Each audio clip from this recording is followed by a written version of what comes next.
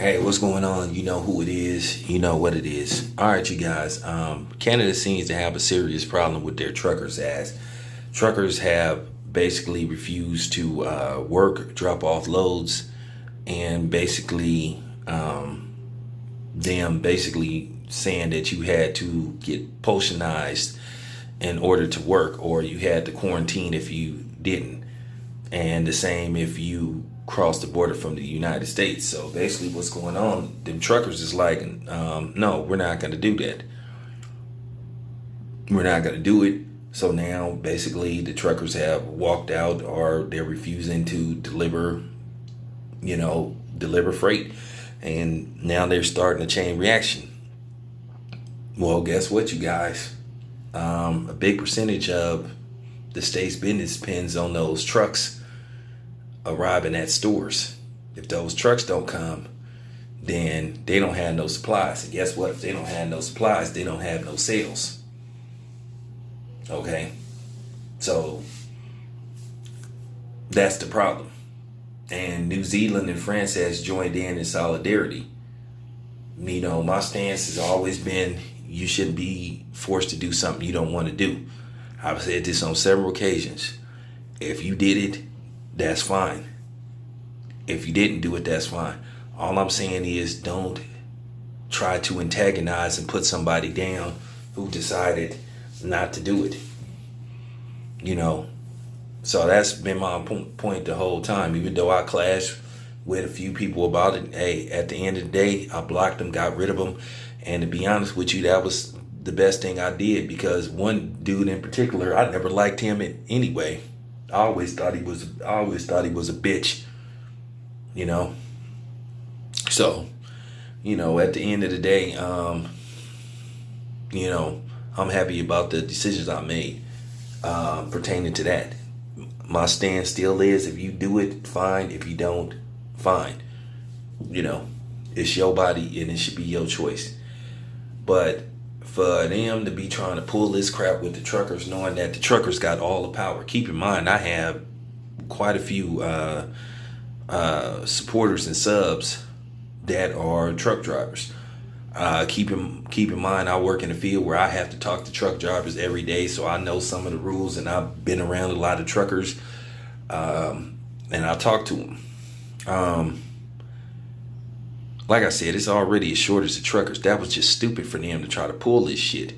Basically, what they thought they could do is just try to lay down their law and just try to, you know, just tell somebody they had to do something, and they just was gonna be like, oh, okay. And boy, did it backfire on them. The truck drivers got all the power. Like I said, it's the shortest in truck drivers to begin with. So they shouldn't have pulled that stuff. So now what you finna have, basically, and they better hope that the United States truck drivers don't join in, because then we really gonna have a problem. I think they should just fall back on that. To be honest with you, I gotta be honest. I don't even see no need for a truck driver to have to, you know, mando. Or, you know, I just don't, because for the most part, truck drivers don't even really interact with nobody. Basically, they take the load to wherever it's going, they drop it off, pick up another one, and so on and so on. It's very rare. Most of the time, they don't even get out the damn truck. Either they get out the truck, they present the what you call that? They give you the paperwork, you sign it, what they dropped off, and that's it. You know, it's very rare that truck drivers unload their own trucks. So basically, they just getting, or sometimes, you know, they just drop off a trailer, pick up another trailer, or sometimes they drop off a pallet. You know, they take pallets and drop them off, and go on to the next stop. A lot of times they just sit in the truck. So to me, it isn't no reason to tell them they had to do it. So it doesn't make any kind of sense. So I'm not gonna lie. I'll support the truck drivers for standing up for their rights, because they shouldn't be forced to do something they don't want to do. And like I said, the Prime Minister of Canada, he's looking really stupid right now. And they've already threatened with police and all that kind of stuff. They don't give a shit. They don't care. Well, guess what? If they take them to jail, then guess what? They really up shit's creek. Because keep in mind, you just can't pull nobody off the streets and put them in a truck and tell them to go drop something off. And then they was talking about their answer to that they was going to ask a bunch of 18-year-olds fresh out of high school that they want to be a truck driver. Yeah, right. You think some dude fresh out of high school want to be driving from city to city, state to state? They want to be hanging out, enjoying life, trying to find themselves, trying to grow into adulthood. So yeah, that's not gonna work. At the end of the day, they need to just give in and just admit it was a bad idea.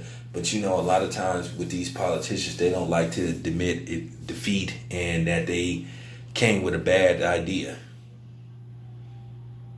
They will be just as stubborn as the people that they're claiming to be stubborn. So I just want to put that out there because, like I said, I know a lot of truck drivers, and like I say, I don't even know why they were, telling truck drivers that they had to get personalized, because like I said, for the most part, truck drivers, unless you work for certain companies, where you drive trucks and deliver, piece by piece, but for the most part, I just didn't think that was necessary.